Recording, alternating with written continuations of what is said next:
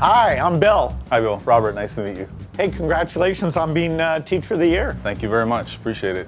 So what kind of things do you teach? I teach family and consumer sciences and leadership.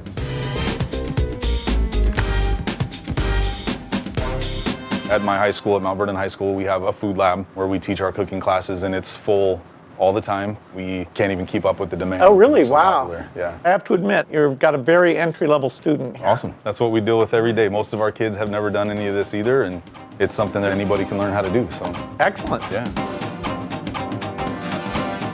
What we're going to do today is we're going to use the legs, the wings, and the thighs for barbecue chicken, oven baked. We start with a whole chicken because it's cheaper to buy a whole chicken, cut it into pieces yourself, and you can get a lot more out of it.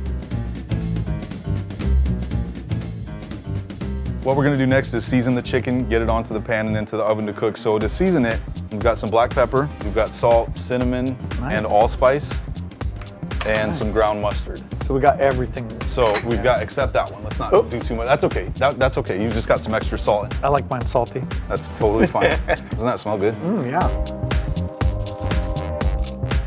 And then we're just going to kind of evenly sprinkle the spices onto the chicken. Feels like a chef thing to do. Absolutely. The kids really get enthusiastic about doing things like this. We'll let those cook for a little while. We'll baste them with some sauce later. Which courses do people take in the different grades? In our beginning foods class, anybody 9th through 12th grade can take that class. I also teach a life after high school class for seniors. Oh, great. I think we're going to take a minute to baste some sauce on our chicken. I like sauce. Me too. I think the more the better.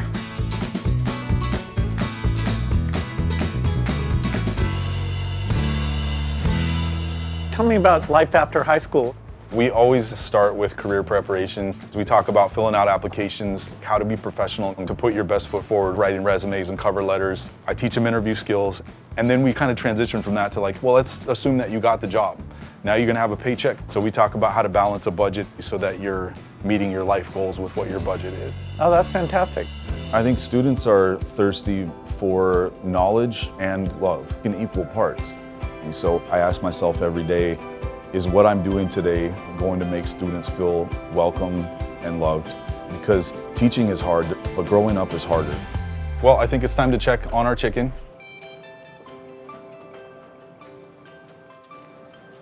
That's really good.